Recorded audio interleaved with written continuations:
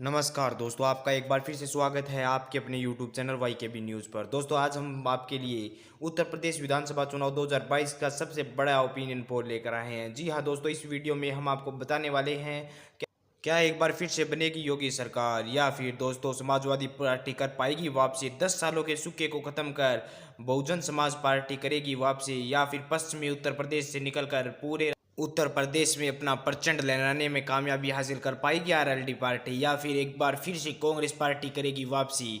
क्या कुछ आंकड़े निकल कर आ रहे हैं दोस्तों, इस वीडियो में हम आपको पूरे विस्तार से बताएंगे, तो वीडियो को लास्ट तक जरूर देखना। क्या पंचायत चुनाव में मिली करारी हार के बाद भारतीय जनता पार्टी कर पाएगी वापसी, या पंचायत चुनाव में मिली बम्पर जीत के बाद समाजवादी पार्टी इसी जीत के जज्बे को कामयाब रख पाएगी? इस वीडियो में हम आपको बताएंगे। वीडियो में आगे बढ़ने से पहले दोस्तों, आप अगर चाहते हैं कि पूरे देश में ईवीएम पर पाबंदी लगनी चाहिए और सभी प्रकार के चुनाव बैलेट पेपर से होने चाहिए, तो वीडियो को लाइक करके कमेंट बॉक्स में ईवीएम बैन जरूर लिख दे। दोस्तों, इस वीडियो में हम आपको जिला वाइज बताएंगे कि कहां से किस पार्टी के खाते में कितनी सीटें जा रही है। सबसे पहले बात करते हैं आगरा की। आगरा में विधानसभा की कुल 9 सीटें हैं, जिसमें से बीजेपी के खाते में 3, समाजवादी पार्टी के खाते में 5 तथा 1 सीट बीएसपी के खाते में जा रही है। अलीगढ़ की 7 विधानसभा सीटों की बात करें तो 3 seat BJP, 3 seat Samajwadi party तथा 1 सीट बीएसपी के खाते में जा रही है। प्रयागराज की 12 विधानसभा सीटों की बात करें तो बीजेपी के खाते में 4, एसपी के खाते में 7 तथा 1 सीट बीएसपी के खाते में जा रही है। अंबेडकर नगर की 5 विधानसभा सीटों की बात करें तो बीजेपी और समाजवादी पार्टी के खाते में 2-2 तथा 1 सीट बीएसपी के खाते में जा रही है। अमेठी की बात कर ले तो अमेठी में 4 सीटें हैं, जिसमें से बीजेपी के खाते में 2, एसपी के खाते में 1 तथा 1 सीट कांग्रेस के खाते में जा रही है। अमरोहा की बात करें तो अमरोहा में 4 सीटें हैं, जिसमें से 1 seat BJP, 1 seat Samajwadi party, 1 seat BSP तथा 1 सीट आरएलडी के खाते में जा रही है। आजमगढ़ की बात कर ले तो आजमगढ़, जो कि समाजवादी पार्टी का गढ़ माना जाता है, यहाँ पर विधानसभा की कुल 10 सीटें हैं, जिसमें से 1 सीट पर बीजेपी तथा 9 सीटों पर समाजवादी पार्टी बढ़त बनाती हुई दिखाई दे रही है। वहीं पर दोस्तों बागपत की बात कर ले तो यहाँ पर विधानसभा की 3 सीटें हैं, जिसमें से 1 सीट पर बीजेपी, 2 सीटों पर समाजवादी पार्टी बढ़त बना रही है। वहीं पर दोस्तों बहराइच की बात करें तो 7 सीटें हैं, जिसमें से 2 सीटों पर बीजेपी, 3 सीट पर समाजवादी पार्टी, 1 सीट पर कांग्रेस तथा 1 सीट पर बीएसपी के खाते में जाती हुई दिखाई दे रही है। बलिया की 7 विधानसभा सीटों की बात करें तो 3 सीट बीजेपी, 3 सीट एसपी तथा 1 सीट बीएसपी के खाते में जा रही है। बलरामपुर की 4 विधानसभा सीटों में से 2 सीट बीजेपी, 2 सीट कांग्रेस के खाते में जा रही है। बांद्रा की 4 विधानसभा सीटों में से 2 सीट बीजेपी, 1 सीट एसपी तथा 1 सीट बीएसपी के खाते में जा रही है। बाराबंकी की 6 विधानसभा सीटों में से 3 सीट बीजेपी, 2 सीट एसपी तथा 1 सीट बीएसपी के खाते में जा रही है। बरेली की 9 विधानसभा सीटों में से 2 seat BJP, 4 seat SP, 1 seat BSP तथा 2 सीट आरएलडी के खाते में जा रही है। वहीं पर बस्ती की 5 विधानसभा सीटों की बात करें तो 1 seat BJP, 3 seat Samajwadi party, 1 seat BSP के खाते में जा रही है। भदौरी की बात करें तो भदौरी में कुल 3 सीटें हैं, जिसमें से 1 seat BJP, 1 seat Samajwadi party तथा 1 सीट बीएसपी के खाते में जा रही है। बिजनौर की 8 विधानसभा सीटों की बात करें तो 2 seat BJP, 4 seat Samajwadi party तथा 1 सीट बीएसपी, 1 सीट कांग्रेस के खाते में जा रही है। शाहजहांपुर की बात करें तो यहाँ 6 सीटें हैं, जिसमें से 2 seat BJP, 3 seat Samajwadi party, 1 seat BSP के खाते में जा रही है। वहीं पर दोस्तों बुलंदशहर की बात कर ले तो बुलंदशहर में 7 सीटें हैं, जिसमें से 2 seat BJP, 3 seat Samajwadi party, 1 seat BSP तथा 1 सीट कांग्रेस के खाते में जा रही है। चंदौली की 4 विधानसभा सीटों की बात करें तो 1 seat BJP, 2 seat SP, 1 seat BSP के खाते में जा रही है। चित्रकूट की 2 विधानसभा सीटों की बात करें तो 1 सीट बीजेपी, 1 सीट एसपी के खाते में जा रही है। देवरिया की 7 विधानसभा सीटों की बात कर ले तो यहाँ से 2 seat BJP, 3 seat SP, 1 seat BSP तथा 1 सीट आरएलडी के खाते में जा रही है।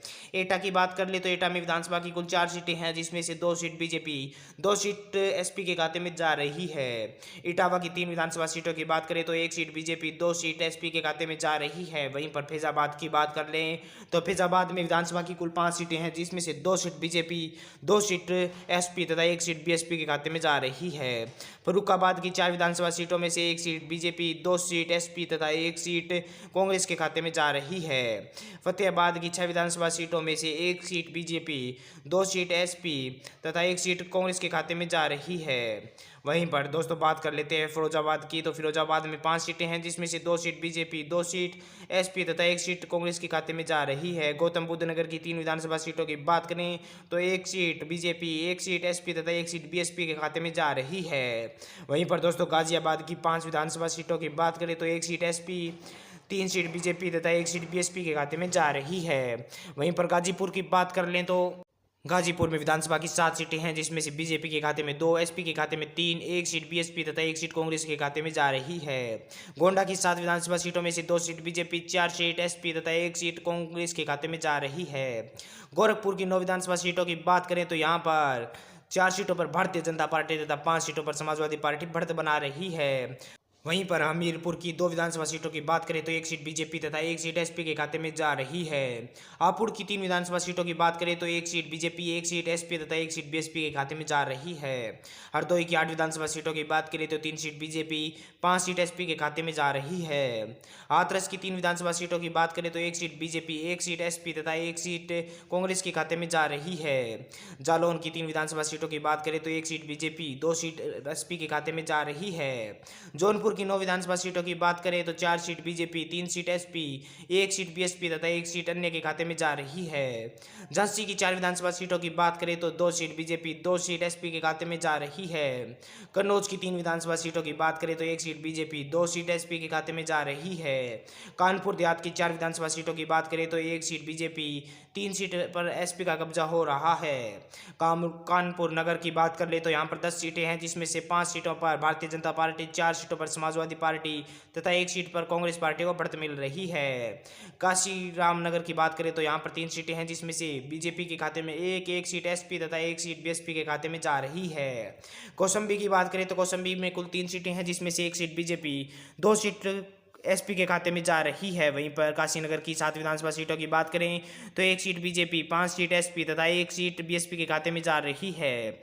लखीमपुर की बात कर ले तो लखीमपुर में कुल 8 सीटें हैं, जिसमें से 3 सीट बीजेपी, 4 सीट एसपी तथा 1 सीट बीएसपी के खाते में जा रही है।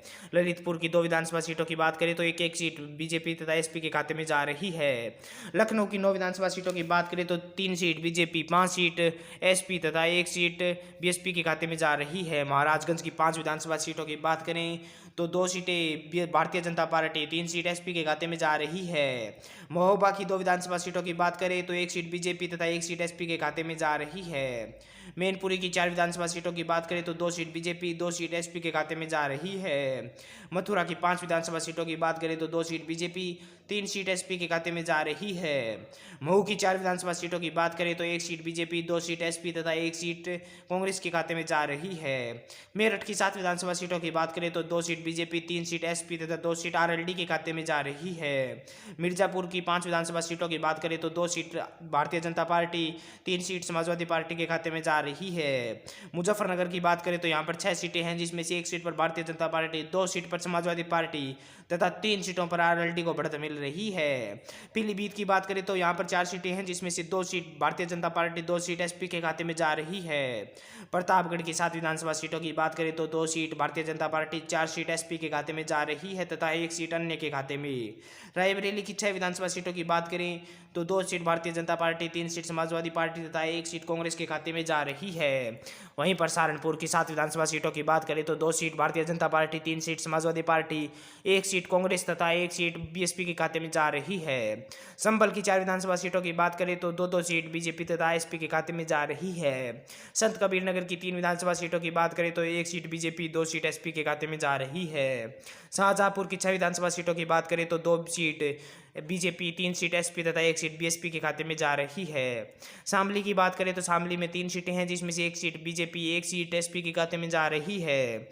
वहीं पर दोस्तों श्रावस्ती की बात करें तो यहाँ पर 2 सीटें हैं, जिसमें से 1 सीट पर बीजेपी, 1 सीट पर एसपी के खाते में जा रही है। सिद्धार्थनगर की 5 सीटों की बात करें तो 2 सीट बीजेपी, 3 सीट एसपी के खाते में जा रही है। सीतापुर की 9 विधानसभा सीटों में से 4 सीट बीजेपी, 4 सीट कांग्रेस तथा 1 सीट बीएसपी के खाते में जा रही है। सोनभद्र की 4 विधानसभा सीटों में से 2 सीट एसपी, 2 सीट बीजेपी के खाते में जा रही है। सुल्तानपुर की 5 विधानसभा सीटों में से 1 seat BJP, 3 seat SP, 1 seat BSP के खाते में जा रही है। उन्नाव की 6 विधानसभा सीटों में से से 2 seat BJP, 2 seat SP, 1 seat BSP तथा 1 सीट कांग्रेस के खाते में जा रही है। वाराणसी की 8 विधानसभा सीटों में से 4 seat BJP, 2 seat SP, 1 seat BSP तथा 1 सीट कांग्रेस के खाते में जा रही है।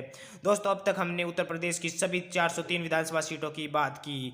दोस्तों हमारे ओपिनियन पोल के अनुसार अब की बार उत्तर प्रदेश में समाजवादी पार्टी की सरकार बनती हुई दिखाई दे रही है तथा समाजवादी पार्टी की ओर से अखिलेश यादव मुख्यमंत्री बनते हुए दिखाई दे रहे हैं। वहीं पर दोस्तों मुख्य विपक्षी दल की बात करें तो भारतीय जनता पार्टी मुख्य विपक्षी दल के रूप में उभर कर आ रही है। भारतीय जनता पार्टी और उसके सहयोगी दलों के खाते में 135 सीटें जाती हुई दिखाई दे रही है। वहीं पर दोस्तों आपको बता दें कि समाजवादी पार्टी के खाते में 207 सीटों के साथ समाजवादी पार्टी सरकार बनाती हुई दिखाई दे रही है। वहीं पर दोस्तों कुमारी मायावती की बात करें तो बहन मायावती की पार्टी बीएसपी के खाते में 36 सीटें जाती हुई दिखाई दे रही है। वहीं पर दोस्तों अन्य की बात करें जिसमें कि RLD, Congress party, AIMIM party के खाते में 25 सीटें जाती हुई दिखाई दे रही है। दोस्तों आप भी हमें कमेंट कर अपनी राय जरूर दें कि उत्तर प्रदेश विधानसभा चुनाव 2022 में किस पार्टी की सरकार बनेगी तथा किस पार्टी के खाते में कितनी सीटें जा सकती है और कौन बनेगा उत्तर प्रदेश का अगला मुख्यमंत्री। दोस्तों हमें कमेंट कर अपनी राय जरूर दें। दोस्तों अगर आपको हमारी ये वीडियो अच्छी लगी है तो वीडियो को लाइक करके चैनल को सब्सक्राइब जरूर कर लें।